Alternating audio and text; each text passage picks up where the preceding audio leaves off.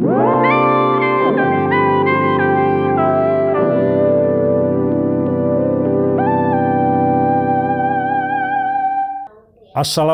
warahmatullahi wabarakatuh. Selamat pagi, salam sejahtera bagi kita semua.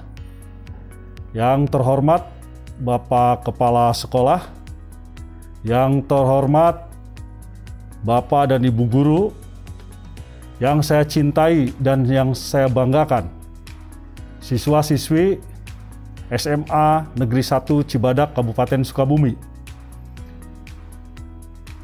Pertama-tama, marilah kita panjatkan puji dan syukur kehadirat Ilahi Robi, yang mana pada kesempatan yang berbahagia ini kita dapat bertatap muka walaupun secara daring dalam rangka masa pengenalan lingkungan sekolah atau MPLS. Pada kesempatan ini kami tadinya membawa tim dari Unit Keamanan dan Keselamatan Lalu Lintas, namun dikarenakan ada kegiatan lain, jadi hanya diwakilkan kepada saya. Terima kasih atas kesempatan yang telah diberikan untuk memberikan materi ini.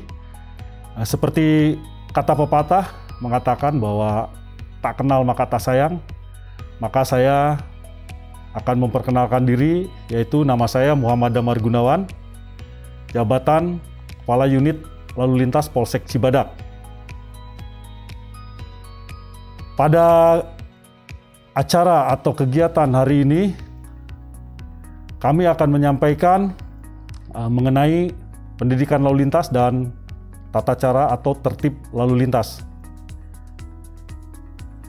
Sementara seperti kita ketahui bahwa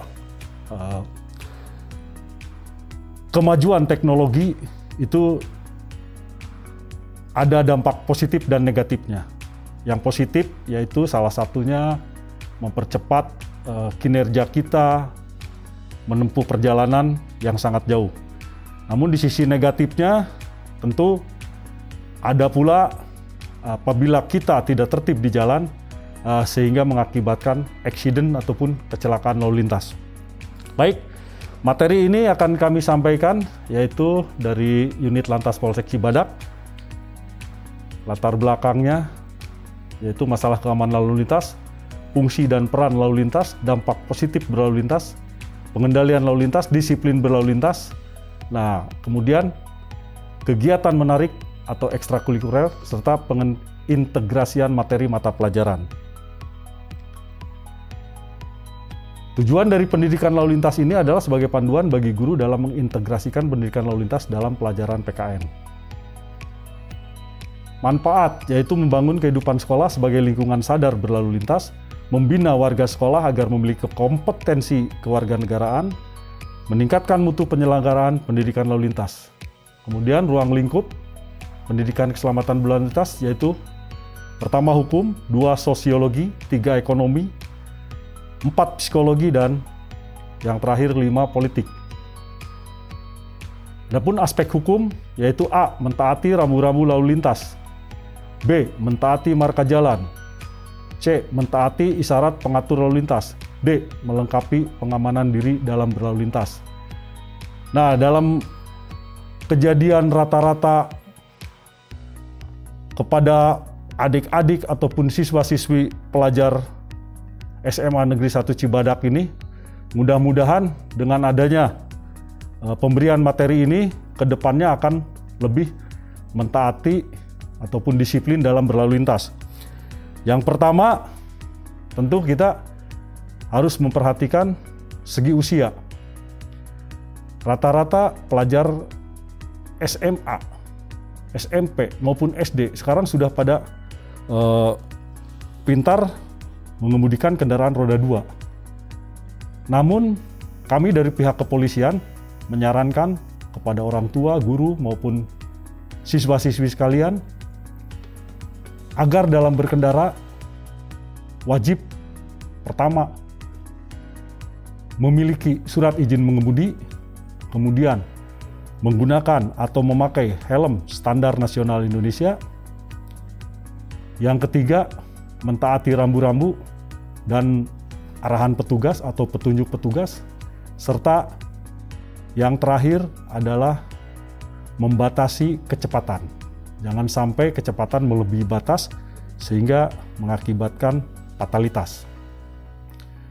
Kemudian yang kedua, selain kelengkapan diri, juga kita harus mengecek kendaraan kita, yaitu yang akan dipergunakan kelengkapannya. Pertama dari spion, kemudian cek juga bannya apakah gundul atau masih bagus, lalu klaksonnya berfungsi atau tidak, sen, kemudian yang paling fatal juga adalah pengecekan terhadap rem kendaraan. Selain daripada itu, kita harus mengetahui kondisi lingkungan sekitar, baik dari rumah maupun ke sekolah. Itu jalannya apakah ada yang rusak, ada yang bergelombang, licin, ataupun faktor lingkungan seperti adanya kabut dan lain-lain. Sementara ini, kecelakaan lalu lintas terjadi karena pertama, kekurang hati-hatian pengendara, yaitu human error. Kebanyakan adik-adik pelajar menggunakan kendaraan sepeda motor tanpa diketahui ataupun tanpa memahami aturan yang berlaku. Misalnya, pada saat berangkat mempergunakan kendaraan sepeda motor, berboncengan lebih dari 2 orang. Kemudian tidak menggunakan helm, ugal-ugalan di jalan. Itu yang sering terjadi mengakibatkan kecelakaan lalu lintas. Selanjutnya, faktor sosiologi, kita akan perhatikan di sini ada 2, yaitu A, memberi kesempatan penyeberang jalan. B, tidak menyalahgunakan fungsi jalan dan badan jalan. Nah, yang A ini sering terlupakan karena kita apabila mengemudikan kendaraan itu jarang memberikan prioritas kepada penyeberang jalan. Padahal kita sering melihat bahwa di pinggir jalan ataupun di atas trotoar sering ada penyeberang jalan yang berdiri akan menyeberang, namun kita tidak memberikan prioritas. Sehingga mereka susah untuk menyeberang. Ketika menyeberang, kendaraan kecepatan tinggi sehingga terjadi kecelakaan lalu lintas. Kemudian yang B, tidak menyalahgunakan fungsi jalan dan badan jalan. Ini mungkin sering kita lihat bahwa di bahu jalan ataupun di trotoar itu sering terjadi ataupun kita pantau ada kendaraan yang parkir. Padahal itu bukan peruntukannya, sementara tempat parkir itu sudah disiapkan. Kemudian ekonomi, bersifat hemat dalam perjalanan dan efektivitas perjalanan seperti yang sudah dijelaskan tadi. Adapun faktor psikologinya yaitu A, rasa aman, B, rasa nyaman. Rasa aman dan nyaman ini bisa dirasakan nanti kepada para pengguna jalan, baik itu pengemudi kendaraan bermotor maupun tidak bermotor, serta pejalan kaki. Nah, ini kita pengenalan mengenai marka jalan. Terpantau di sini ada marka jalan, garis utuh dan garis putus-putus. Marka jalan garis utuh itu adalah tidak boleh kita melewati marka jalan tersebut. Walaupun arus lalu lintas dalam keadaan sepi. Kemudian untuk marka jalan garis putus-putus itu bisa kita lewati. Seperti contoh marka jalan putus-putus. Jadi kalau kita mendahului bisa dengan cara memperhatikan keselamatan. Apabila walaupun marka jalan ini terlihat putus-putus, namun bila di arah berlawanan ada kendaraan yang lain, kita dilarang untuk melewati garis tersebut. Ini contohnya, kalau yang putus-putus yang sebelah kiri boleh mendahului, karena yang marka garis utuh tunggal ada yang dari arah berlawanan. Jadi yang dari berlawanan tidak boleh mengambil atau melewati garis utuh tunggal. Namun apabila di sampingnya ada garis tidak putus-putus, berarti yang sebelah kiri, karena di kita itu berjalan di sebelah kiri, bisa melewati. Sementara yang sebelah kanan adalah tidak boleh melewati. Di sini ada juga marka melintang. Contohnya adalah garis berhenti. Jadi garis berhenti kita harus ada jarak. Yang terbaru adalah di depan, apabila di kota-kota besar terpantau, apabila ada garis untuk marka berhenti, di depannya ada prioritas khusus untuk sepeda motor. Jadi nanti ada marka khusus. Untuk di kota kita belum ada. Kemudian alat pemberi isyarat lalu lintas atau traffic light, sebagaimana pasal 28 Undang-Undang Lalu Lintas Angkutan Jalan, Peraturan Pemerintah Nomor 42 Tahun 1993, yaitu ada 3 warna. Warna merah, kuning, dan hijau. Merah, seperti kita ketahui, alhamdulillah masyarakat Indonesia termasuk adik-adik pelajar sudah memahami kalau merah itu kita tandanya berhenti. Sementara untuk hijau adalah jalan. Untuk kuning yaitu hati-hati. Nah, kemudian rambu-rambu larangan digunakan untuk menyatakan perbuatan yang dilarang dilakukan oleh pemakai jalan. Kemudian rambu larangan ditempatkan sedekat mungkin dengan titik larangan dimulai. Rambu larangan dapat dilengkapi dengan papan tambahan. Kemudian warna dasar rambu larangan berwarna putih dan lambang atau tulisan berwarna hitam atau merah. Ini contoh adalah rambu-rambu, nanti bisa dilihat di Google. Kemudian ada rambu perintah, yaitu digunakan untuk menyatakan perintah yang wajib dilakukan oleh pemakai jalan. Rambu perintah ditempatkan sedekat mungkin dengan titik kewajiban dimulai. Rambu perintah dapat dilengkapi dengan papan tambahan, warna dasar biru dengan lambang atau tulisan berwarna putih serta merah untuk garis serong sebagai batas perintah. Ini adalah contoh rambu perintah.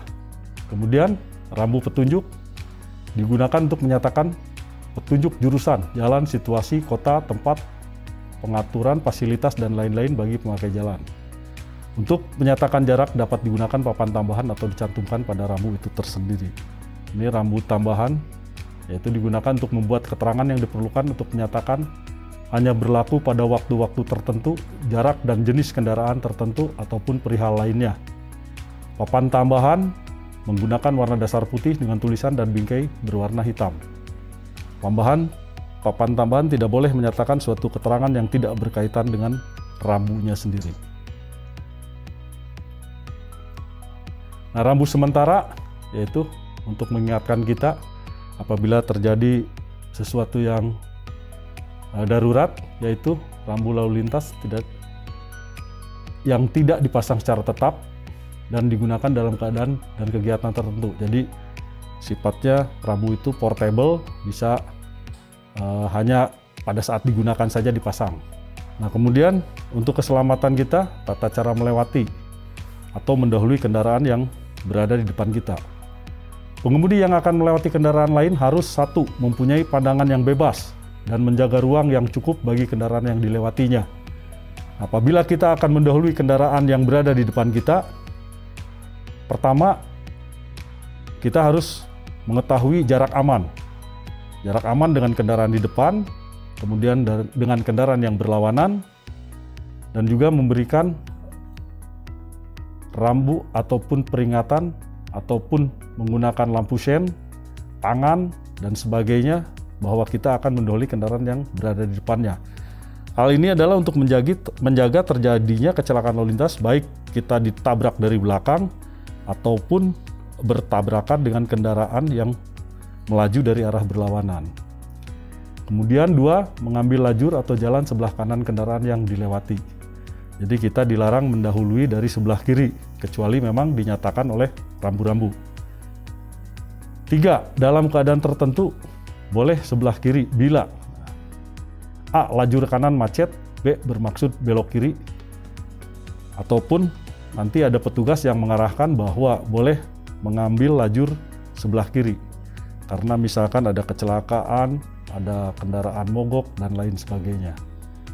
Ini contoh tata cara mendahului pada 3 lajur dan di simpang 3. Dan ini mendahului atau menyalip pada jalan dengan 2 lajur 2 arah. Nah, ini dilarang ya mendahului. Di sini ada belokan. Kita dilarang mendahului di tikungan ataupun belokan. Walaupun merasa diri kita aman, namun karena belokan itu dikhawatirkan jalan itu licin ataupun dari berlawanan ada kendaraan lain yang tidak terpantau oleh pandangan kita. Karena pandangan kita terhalang dan tidak jelas. Kemudian menyalip di median tidak boleh. Contoh sudah ada. Kemudian mendahului di daerah ataupun marka jalan zebra cross.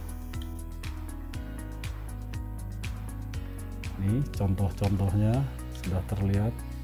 Kemudian pengemudi harus memperlambat kendaraan apabila akan melewati 1. Kendaraan umum yang sedang menaikkan atau menurunkan penumpang. 2. Kendaraan tidak bermotor yang ditarik hewan yang ditunggangi atau digiring.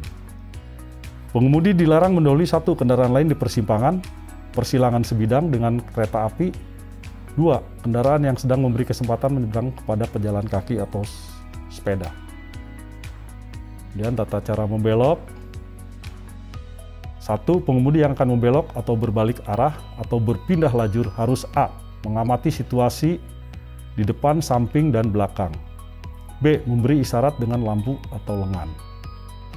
2. Pengemudi dapat langsung belok kiri pada setiap persimpangan jalan kecuali ditentukan lain oleh rambu-rambu atau alat pemberi isyarat lalu lintas. Nah, yang poin nomor 2 ini sering kita laksanakan untuk di wilayah kabupaten atau kota Sukabumi karena tidak ada rambu-rambu lain yang menyatakan harus mengikuti isyarat lampu alat isyarat pengatur lalu lintas, yaitu traffic light. Untuk di kota-kota besar sekarang sudah mulai belok kiri tidak langsung, ada rambu-rambunya. Namun apabila kita di persimpangan tidak ada rambu-rambu yang menyatakan dilarang belok kiri, itu kita bisa belok kiri langsung. Namun apabila ada rambu-rambu yang menyatakan bahwa dilarang belok kiri, kita harus mentaati aturan isyarat lalu lintas dari APIL, yaitu alat pemberi isyarat lalu lintas.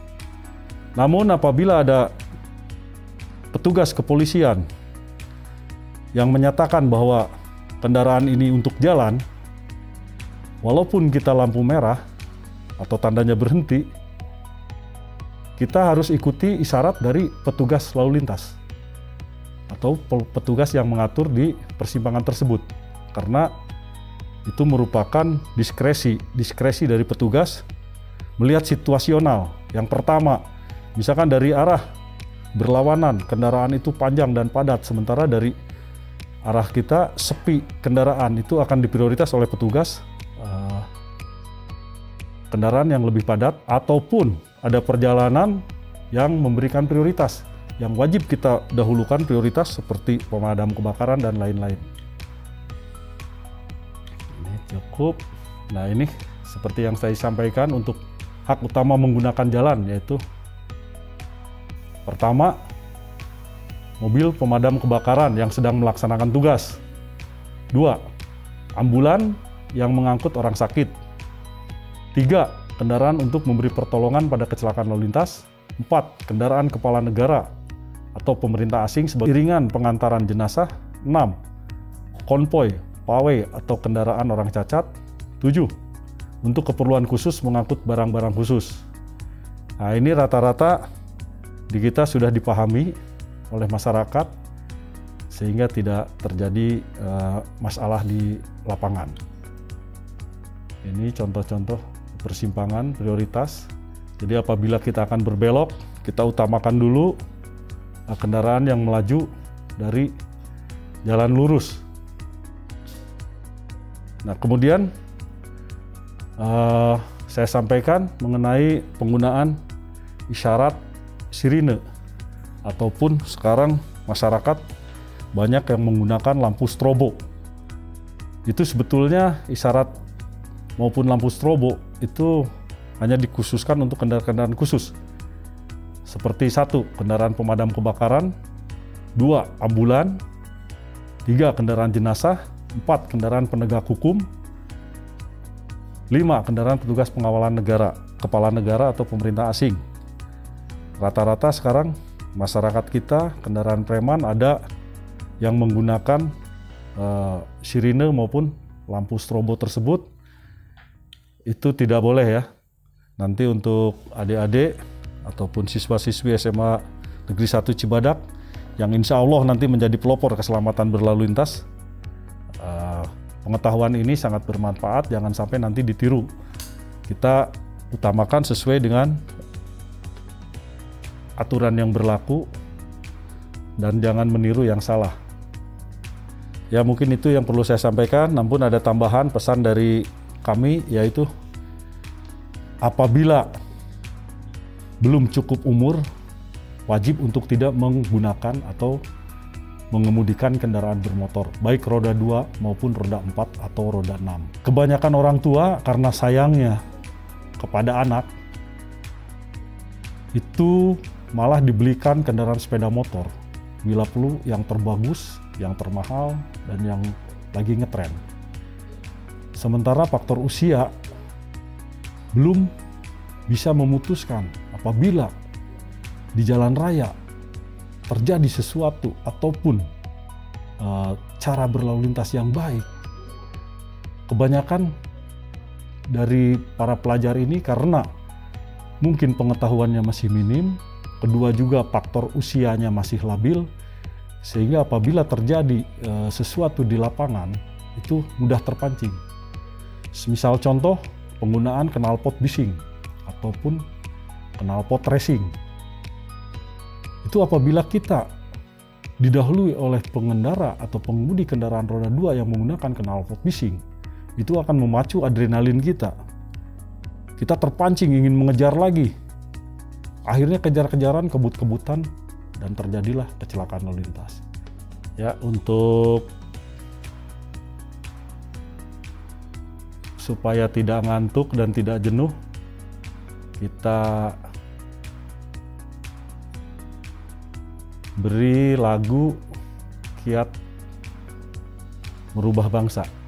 Nanti bisa disimak, mudah-mudahan dengan telah mendengarkan lagu ini, kita semua bisa berubah lebih baik lagi dalam baik berlalu lintas maupun dalam kehidupan bernegara. Di suatu ketika terbersih suara hatiku menggema, karena bangsaku tiada berubah. Baik, lagu ini mengajak kita untuk berubah ke arah yang lebih baik. Ini contohnya yang awalnya tidak memakai helm pada saat berkendara, mari mulai dari sekarang kita pergunakan helm SNI atau Standar Nasional Indonesia.